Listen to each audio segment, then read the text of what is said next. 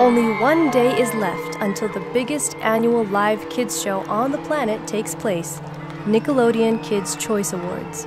With Nickelodeon being one of the biggest cable channels for more than 20 years, it's time to dig deep into what Nick is all about.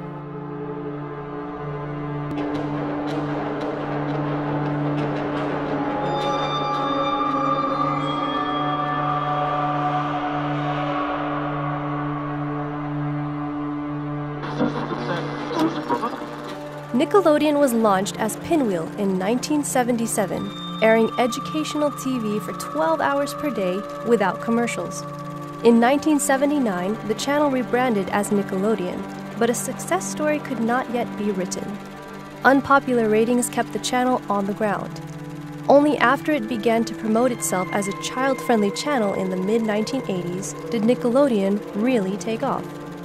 SpongeBob SquarePants even became one of the highest-ranked cable TV shows in the United States. Talking about SpongeBob... Finally, I couldn't speak to you today without mentioning our friend SpongeBob SquarePants. Believe it or not, SpongeBob marks its 10th anniversary in 2009, and we do in fact live in a SpongeBob world, because our beloved Sponge does capture the essence of what our brand really stands for. So if SpongeBob is the core of Nickelodeon, it would be fair to check what the show's episodes are like, right? Okay, that didn't work at all. It only seemed to increase their appetite for wieners. We need stronger tactics. Right, something that would make Mr. Krabs' whole wiener thing blow right up in his face. Yeah, blow up. Make me lots of money. Bye, Squidward. Bye, Mr. Krabs. Bye, Squidward. You said bye, Squidward, twice. I like Squidward. Well, I guess I don't need this disguise anymore.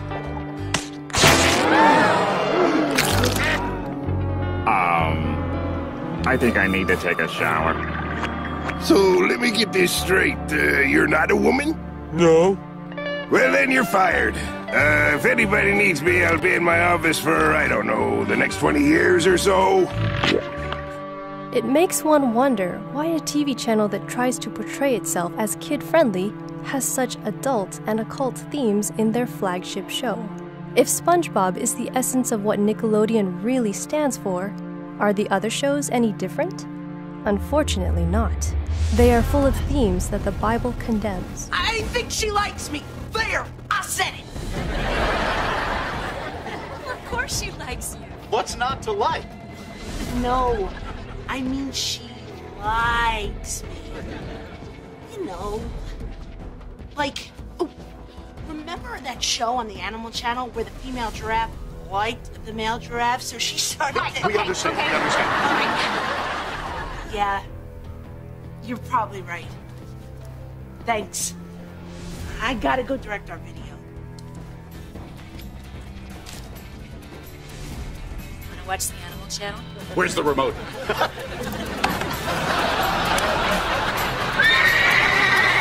And my personal favorite, Lonely Space Vixen. That's for after you go to bed. The Bible makes some pretty clear statements about pornography. But I say to you that whoever looks at a woman to lust for her has already committed adultery with her in his heart. Matthew 5:28. Nickelodeon is promoting the exact opposite. Embrace pornography, and with that, sexual immorality. It's okay to lust after other women besides your own wife. Why do you think they preach these messages to such young children? Because Satan knows. Train up a child in the way he should go, and when he is old, he will not depart from it. Proverbs 22:6. What about homosexuality? In 2016, Nickelodeon announced the first married gay couple in a Nickelodeon cartoon. Loud House was the lucky winner. This is Little Bo Sleep. My parents are walking me over now. Prepare for contact. In 3, 2, 1. This is it. Time to make history. Hey, Clyde. Hi, Mr. McBride. Hi, Mr. McBride. Hi, Lincoln. Ready for your big night? You bet. Great. Just a couple things Clyde will need. Sleeping bag, feet pajamas, white noise machine, humidifier, dehumidifier, earplugs, inhaler, and allergy medication. Here are all the numbers where you can reach us if our cell phones fail. Restaurant, movie theater, coffee shop, gas station. In case we have to pee. Good idea. And here's a photo of us. Since we can't tuck you in tonight. Remember, Clyde, no nuts, no gluten, no sugar, and be careful with orange juice. You know how you get with pulp. He's growing up so fast. Come on, Howie. Remember what Dr. Lopez said about letting go. Now let go. I love him so much. Have fun, Clyde. He's a phantom. Young Danny Fenton, he was just 14 when his parents built a very strange machine. It was designed to view a world unseen. He's gonna catch 'em all 'cause he's Danny Phantom. When it didn't quite work, his folks, they just quit. But then Danny took a look inside of it. There was a great big flash, everything just changed. His molecules got all rearranged. When he first woke up, And everyone has something to hide. He must be determined to make sure she never does. Tell me what's going on down the cellar, Tricia. And who should you fear? I can, and I will, bring your time at this school to an end. In the House of Anubis. If that is not enough, we also have the Ren and Stimpy Show episode, Don't Whiz on the Electric Fence, in which Ren describes in detail what he will do with Stimpy after he's made a mess of his house. This episode was aired on Nickelodeon. First, I'm gonna tear your lips out. Yeah, that's what I'm gonna do. And then, I'm gonna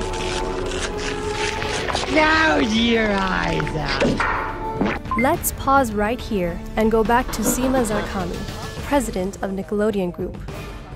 In 2007 and 2008, Nickelodeon has done research to try to figure out how they can reach their target group, post-millennials, better. Ms. Zarkami presented some of this information at the MIPCOM Junior 2008 event. Listen to what she says. Millennials are simultaneously altruistic and materialistic. They value teamwork and not individualism. They're comfortable with technology and have a voracious appetite for pop culture. So they have a voracious appetite for pop culture, but what is that exactly? According to Philosophy Now magazine, popular culture allows large heterogeneous masses of people to identify collectively. It serves an inclusionary role in society as it unites the masses and ideals and acceptable forms of behavior. Further, popular culture, unlike folk or high culture, provides individuals with a chance to change the prevailing sentiments and norms of behavior. Communal bonding, unity, and no individuality. This is exactly what Seema Zarkami discovered in her research.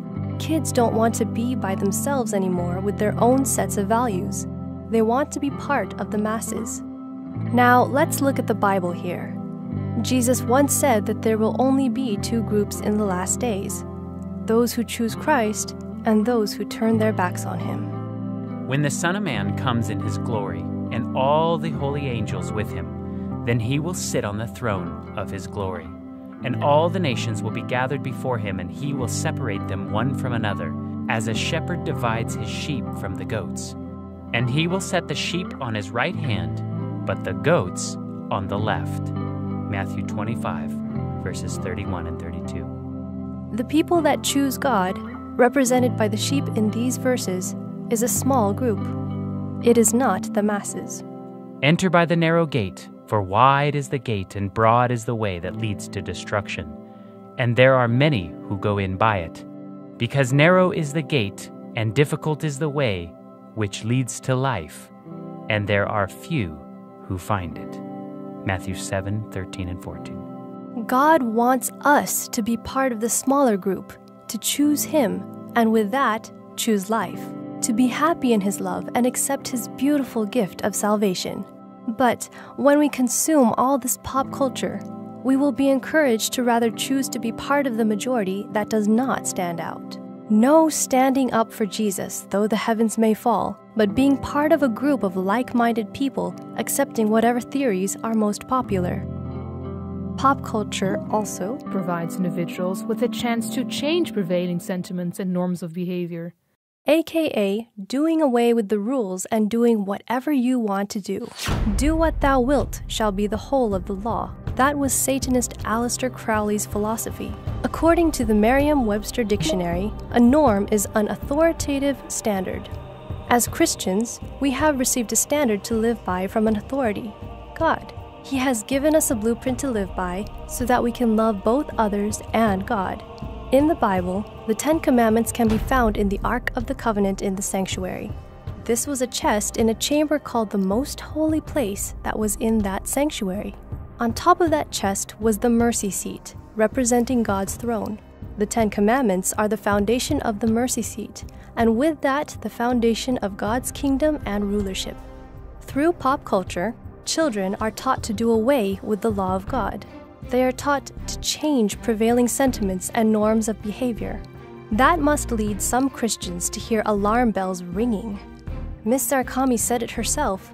Children have a voracious appetite for pop culture, and Nickelodeon is using those research results to reach them even better. They are feeding them pop culture, airing shows with provocative messages that will not lead children to become more like God and good citizens in society, but become changed into the things they behold. What then are they beholding when they watch the Nickelodeon Kids' Choice Awards? Let's check out the nominees for this year. Justin Bieber is nominated for Best Male Artist, known for songs with very sexual music videos, like What Do You Mean? In this song, he pays a pimp in front of a hotel so that he can have sex with a prostitute that is waiting for him. The director of the music video is Brad Furman, known for directing only R-rated movies. Not really content appropriate to show children, don't you think? The content of this clip was so sexual, we couldn't even show you all of it. Up next, favorite song. Children can vote for Heathens by 21 Pilots, one of the theme songs of the movie Suicide Squad. Both the film and the song are glorifying sin and are making evil seem good. Listen to the lyrics. Just because we check the guns at the door doesn't mean our brains will change from hand grenades.